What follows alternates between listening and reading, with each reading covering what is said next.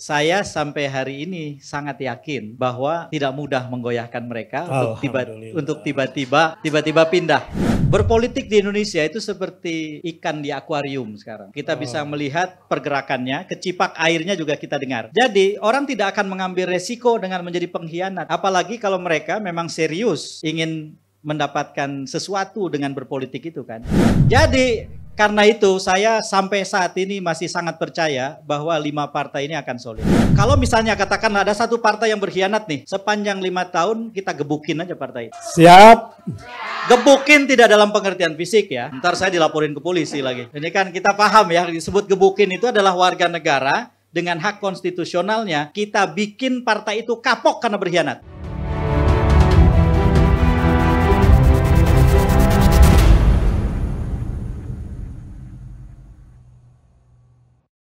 Pertanyaan gini Kang F sekarang.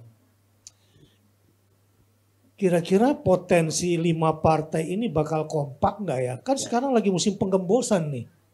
Ya, lagi ada gerilya kan? Lagi gerilya ini. Ya, person-person di dalam partai itu juga kan banyak nih. Nah ini saya sih mewakili pertanyaan publik.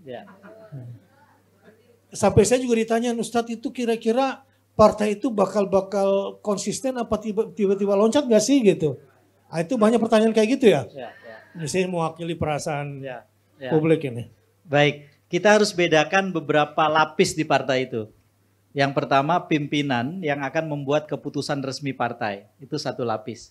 Yang kedua 314 orang anggota DPR RI, yaitu 54,6% dari 5 partai itu. Ini 2 lapis yang berbeda. Pada lapis yang pertama, saya sampai hari ini sangat yakin bahwa tidak mudah menggoyahkan mereka untuk tiba-tiba pindah.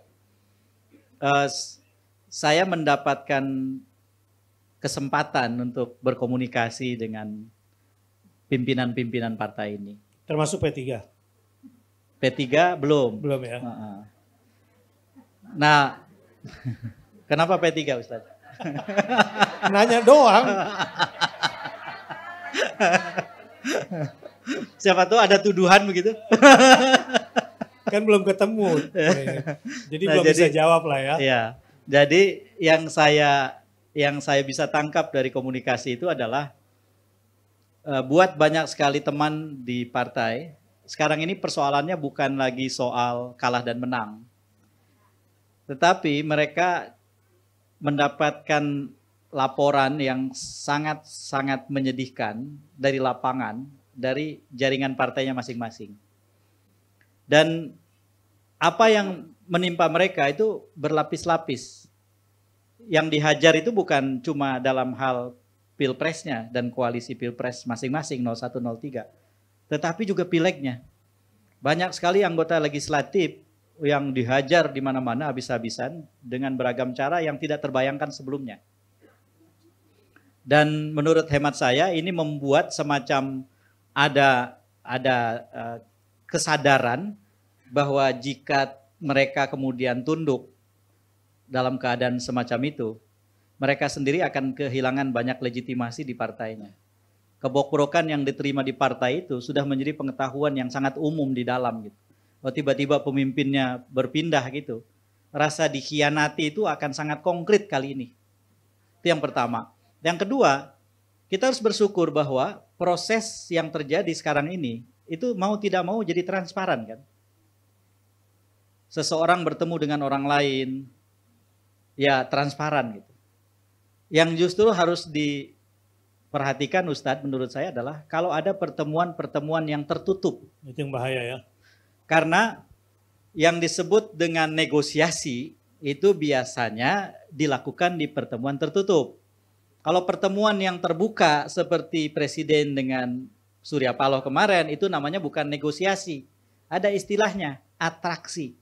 Atraksi. Perbedaan dalam politik itu sangat tegas di antara atraksi dan negosiasi. Pertemuan yang sifatnya atraksi biasanya untuk merusak semangat kita melawan antara lain. Dan habis itu kan muncul sekali pemberitaan yang bisa dimaknai luar biasa. Ya, saya buka aja deh. Ya, ini yang ditunggu. Tadi aja saya mau nanya gitu kan. Udah nanya. Karena ini relevan. Saya tunggu-tunggu dari tadi. Tadi udah nanya nggak sama Pak SP langsung ya, kan gitu. saya ini dong, gitu. Nanti akan sampai ke Pak SP nih. Pukul 15:04 tadi saya teleponan sama Pak SP. Dan insya Allah jawabannya adalah firm. Tidak pindah. Alhamdulillah. Dan ini kan bukan cerita orang kan. Ini bukan cerita orang gitu.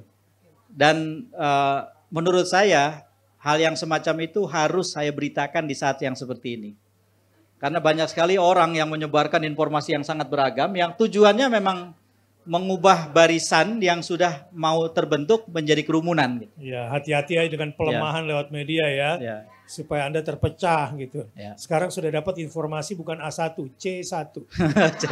Nah jadi kembali ke tadi, yang kedua tadi saya bilang kan transparansi itu ada di mana-mana. Berpolitik di Indonesia itu seperti ikan di akuarium sekarang. Kita bisa melihat pergerakannya, kecipak airnya juga kita dengar. Jadi orang tidak akan mengambil resiko dengan menjadi pengkhianat. Apalagi kalau mereka memang serius ingin mendapatkan sesuatu dengan berpolitik itu kan. Bayangkan kalau orang seperti Caimin sudah jadi cawapres 01, tiba-tiba dia bawa PKB itu pindah. Selesai menurut saya. Selesai. Bukan karena sekedar pemilunya, tetapi bagaimana bobroknya pemilu sekarang gitu loh. Bagaimana mungkin selama masa kampanye dia begitu kuat bersama-sama kita untuk melawan kebobrokan. Tiba-tiba dia mendukung yang bobrok. Waduh. Menurut saya selesai. Begitu juga yang lain. Iya. Nah, jadi karena itu saya sampai saat ini masih sangat percaya bahwa 5 partai ini akan solid. 5 partai ini akan solid. Kira-kira apa sih Kang Aep itu resikonya di mata publik kalau tiba-tiba pindah atau ketuanya jadi menteri gitu? Ya. Apa sih resikonya? Enggak, saya mau ubah cara menjawabnya dengan mengatakan bapak-bapak, ibu-ibu, teman-teman, mari kita perbesar resiko buat mereka. Oke. Ya. Yaitu selama 5 tahun ke depan kita bikin gerakan yang tidak harus ada kantor, posko segala macam, tapi gerakan yang mengkolaborasikan, mensinergikan kita sebagai jejaring.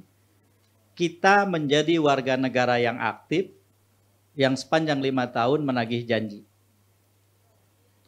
Kita, kalau misalnya katakan ada satu partai yang berkhianat nih, sepanjang 5 tahun kita gebukin aja partai itu. Siap.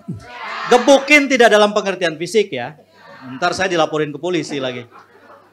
Ini kan kita paham ya, disebut gebukin itu adalah warga negara dengan hak konstitusionalnya. Kita bikin partai itu kapok karena berkhianat. Jadi nanti kita masukkan ke dalam daftar partai-partai yang tidak layak dipilih dalam pemilihan berikutnya. Dan kita jaga gerakan itu. Loh ini konstitusional loh. Menurut saya ini penting. Kenapa? Karena pertarungan ini bukan soal kalah dan menang. Pertarungan sekarang ini sangat tegas soal salah dan benar. Kalau kemudian kita biarkan orang berkhianat, sekedar pindah dari kalah menjadi pemenang, itu biasa. Tapi kalau dia berpindah dari yang salah ke yang benar, kita syukuri. Kalau sebaliknya, dari yang benar berpindah ke yang salah, masa kita biarkan? Nah menurut saya, Pak Ustadz, kita perbesar resiko untuk mereka. Iya. Kita perbesar resiko untuk mereka. Siap. Dan menurut saya sih begini, salah satu bentuk yang sangat konkret Ustadz adalah di kalangan kita itu harus kita perbanyak pelatihan-pelatihan tentang politik. Setuju. Jadi yang disebut sebagai political quotient atau kecerdasan berpolitik itu harus menjadi virus yang menyebar kemana-mana. Dan kita tidak perlu kita tidak perlu menjadi politisi untuk kuat secara politik. Setiap orang harus membangunkan kekuatan dengan caranya. Ya memang sepertinya klise, nanti juga enggak begitu.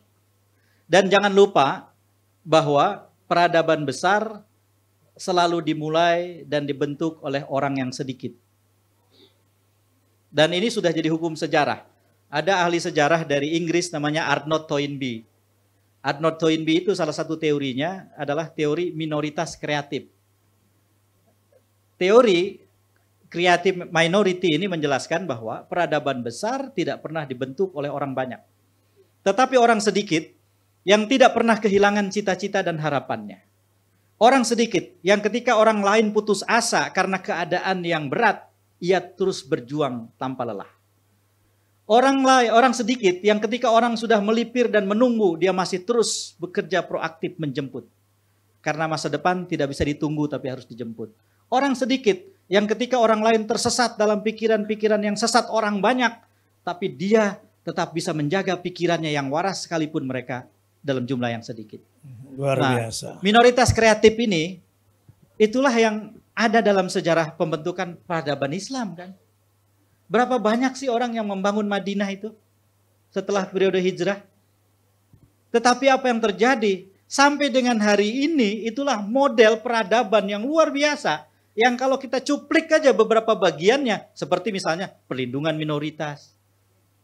Menjaga keberagaman dengan sangat elegan. Menciptakan keadilan untuk semua tanpa kecuali, termasuk orang-orang yang non-muslim, termasuk ketika mengatur perdagangan, dan seterusnya. Isi Piagam Madinah itu, kalau dijejerkan sekarang, dipelajari di universitas yang paling terkemuka di dunia sekalipun, itu pelajaran pembentukan peradaban yang luar biasa. Berapa banyak orang yang membentuk itu? Sedikit. Jadi menurut hemat saya, jangan pernah merasa lelah atau takut karena jumlah kita belum banyak. Justru dengan cara itu menurut saya kita harus hati-hati. Oh, kita tinggal sedikit nih. Seketika banyak memanjakan. Banyak orang bersepakat itu memanjakan. Dan kadang-kadang kita nggak sadar yang disepakati banyak orang itu bukan yang benar. Tapi bersedikit ketika salah, ketika benar, itu bahaya, karena bisa jadi tiba-tiba kita berpikir bahwa, aduh, jangan-jangan kita salah kok sedikit ya. Nah, menurut hemat saya ini yang harus dijaga.